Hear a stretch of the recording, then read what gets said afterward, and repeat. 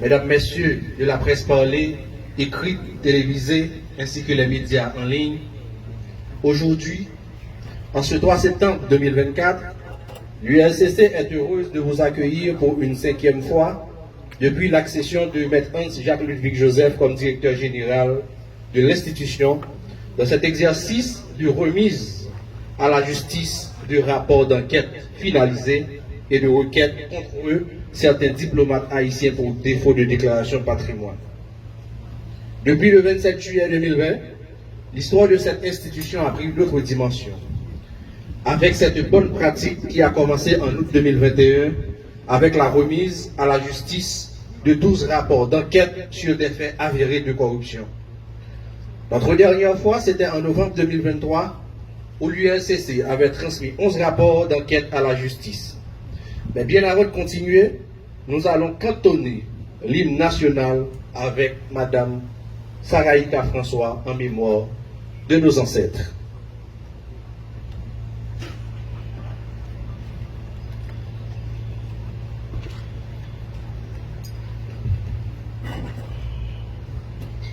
Pour le pays, pour les ancêtres, marchons unis, marchons unis, dans nos rangs, point de traître, du sol, soyons seuls maîtres, marchons unis, marchons unis pour le pays, pour les ancêtres. Marchons, marchons, marchons unis pour le pays, pour les ancêtres.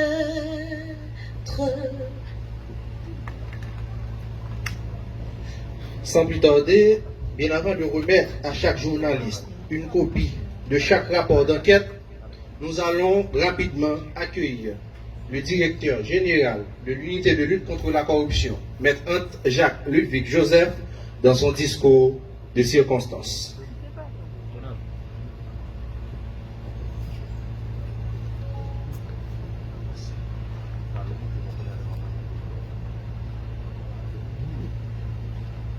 Distingué enquêteur de l'unité de lutte contre la corruption, membre du conseil de direction de l'unité de lutte contre la corruption, chers amis de la presse parlée, écrite, télévisée et en ligne.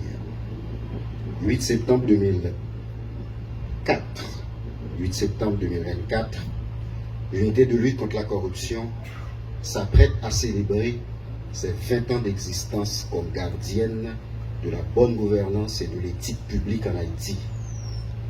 Conformément à sa mission légale, l'institution multiplie ses stratégies, construit des synergies, intensifie ses actes de prévention et de répression de la corruption afin de développer cette culture de transparence et de l'intégrité chez le fonctionnaire haïtien, sans relâche, avec un engagement et une motivation sans faille. Les enquêteurs, en dépit de la situation délétère et des conditions générales peu encourageantes, persistent avec constance dans l'exécution de leurs responsabilités républicaines. Le projet que nous portons et que nous entendons exécuter envers et contre tous est celui d'assainir, de nettoyer l'administration publique en extrayant l'ivraie du bon grain ou l'indésirable de l'ensemble vertueux. Aujourd'hui encore, l'ULCC assume sa part de responsabilité avec courage et transcendance, en transmettant à la justice 7 rapports d'enquête sur des faits avérés de corruption. Ces résultats issus de plusieurs mois, voire d'années d'investigation, mettent en lumière l'immensité des défis et le degré de porosité et de fébrilité de nos garde-fous institutionnels. Ces dossiers concernent des anciens titulaires des ministères des Affaires sociales et du Travail, de la planification et de la coopération externe, de l'Office national d'assurance vieillesse, du programme national de cantine scolaire, de l'actuel directeur général et du directeur général adjoint du service national de gestion des résidus solides et des responsables à la direction de l'immigration et de l'émigration, notamment au centre de livraison et de réception des documents d'identité de Pétionville. Ces personnalités ont trahi leur pays en portant atteinte à la probité, en commettant des crimes financiers et des infractions de corruption. Ces infractions, bien identifiées et rigoureusement documentées, sont entre autres des actes de détournement de biens publics, d'enrichissement illicite, de blanchiment du produit du crime, de concussion, d'abus de fonction, de délit d'initié et de prise illégale d'intérêt, toutes prévues et punies par la loi du 12 mars 2014 portant prévention et répression de la corruption.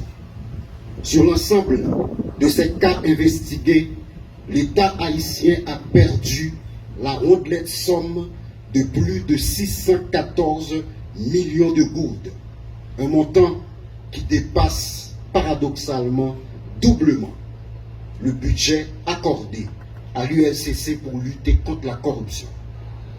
La remise de cet énième lot de rapports met à 94 le nombre de dossiers transmis par l'ULCC à la justice depuis son existence en 2004. De ces 94, mon administration en a transmis 49, soit plus de 50%.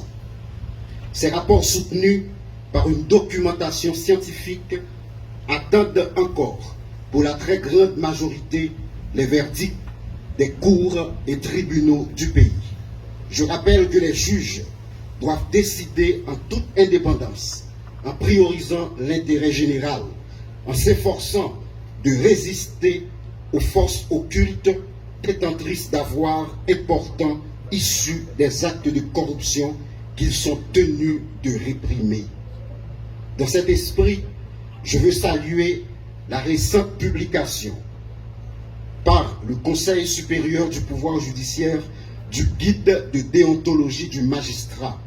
La justice, à cette phase, doit aider. J'en profite pour souligner à l'encre forte le travail de certains magistrats qui ne transigent pas dans les dossiers de corruption soumis à leur examen et qui assument avec un courage exemplaire en dépit des manquements et des faibles moyens en défaut. L'ULCC se trouve à un carrefour historique en fonction des enjeux et de l'ampleur de dossiers à scandale qu'elle conduit. Cette institution qui détient cette noble charge de moraliser l'administration publique et la vie publique en général, de protéger les biens publics et collectifs, répondra à ce rendez-vous de l'histoire. L'affaire de la Banque nationale de crédit, les dossiers du Fonds national de l'éducation, du ministère des Affaires étrangères et de ses représentations diplomatiques, du Bureau de monétisation des programmes d'aide au développement et autres sont en train d'être traités avec rigueur, impartialité, sérénité, et pour ce faire, elle mettra à profit toutes les importantes habilitations et tous les pouvoirs que la loi lui accorde. Par ailleurs, nous continuons de mettre devant leurs responsabilités un ensemble d'agents publics, des diplomates haïtiens qui, en dépit de la sommation de l'ULCC l'année dernière, ont décidé délibérément de violer la loi en refusant sciemment d'effectuer leur déclaration de patrimoine. 14 diplomates, ambassadeurs, consuls généraux sont aujourd'hui transmis au parquet par requête adressée au commissaire du gouvernement. Nous demandons qu'ils soient dépourvus pour la durée maximale prévue par la loi de l'exercice de leurs droits civils et politiques. L'UNCC demande également aux autorités politiques et administratives de les garder très loin de notre diplomatie déjà chancelante.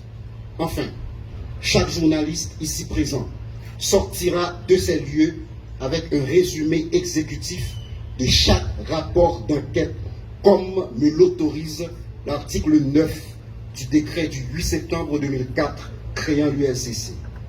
Nous décidons, en agissant ainsi, d'impliquer chaque citoyen et chaque citoyenne dans cette quête de bonne gouvernance et de reddition de comptes. Du haut de ces 20 ans, l'UNCC assume, ensemble, pour ceux et celles qui viendront après nous, on continue. Je vous remercie. Merci au directeur général de l'UNCC. Bien avant de remettre aux journalistes et l'ensemble ou encore chaque copie de rapport, je cite les 7 rapports pour vous. D'abord, il y a le rapport d'enquête sur le détournement de 22 759 000 gourdes pour la période allant de janvier 2021 à janvier 2022 à l'électricité d'Haïti. Rapport d'enquête sur le patrimoine de l'ex-ministre de la Planification et de la Coopération externe, Aviol Fleuran. Rapport d'enquête sur les suspicions d'enrichissement illicite reprochées à Mme Marianta Méroné, responsable du centre de réception de livraison de documents d'identité CRLDI de Pétionville, de la direction de l'immigration et de l'émigration. Rapport d'enquête sur le décaissement de plus de 22 millions de gourdes par l'Office national d'assurance vieillesse à la demande de l'ancien ministre des Affaires sociales et du Travail, M. Hautenay Pierre Rico. Rapport d'enquête conduite au programme national de cantine scolaire sous l'administration de l'ex-coordonnatrice générale Mme Fanez Laguerre. Rapport d'enquête de conformité sur les prêts accordés à Mme Mildred Béliard et M. Jacques Lauture par l'Office national d'assurance vieillesse. Et rapport d'enquête relatif au détournement du carburant au sein du service national de gestion des résidus solides. S'agissant de l'ensemble des diplomates, c'est d'abord Gilles Stéphane, consul au consulat général d'Haïti à Miami. Léon Charles, ambassadeur représentant Haïti permanent d'Haïti auprès de l'Organisation des États américains. Jean-Yves Rodi, ambassadeur d'Haïti au Mexique. Jean-Josué Jean, ambassadeur d'Haïti en France. Rockefeller Jules Samuel, consul au consulat d'Haïti à Paris. Bataille Franz, ambassadeur d'Haïti en Allemagne. Benoît Leslie, ambassadeur d'Haïti au Vietnam. Lamur Régine, ambassadeur d'Haïti à Cuba. François Wedlin, ambassadeur d'Haïti au Chili. François Guerrier, consul au consulat d'Haïti à Dajabon. Sager Walfo, consul au consulat général d'Haïti à Aruba. Jean-Pierre Garvey, ambassadeur d'Haïti en République dominicaine. Et enfin, Jean-Philippe Ricardo Ralph, consul au consulat d'Haïti à Orlando. Bien, merci. Pendant que le directeur général de l'UNCC se déplace, nous allons, et le protocole va donner à chaque journaliste une copie de ses résumés exécutifs de rapport, ainsi que la transmission de requêtes pour défaut de déclaration.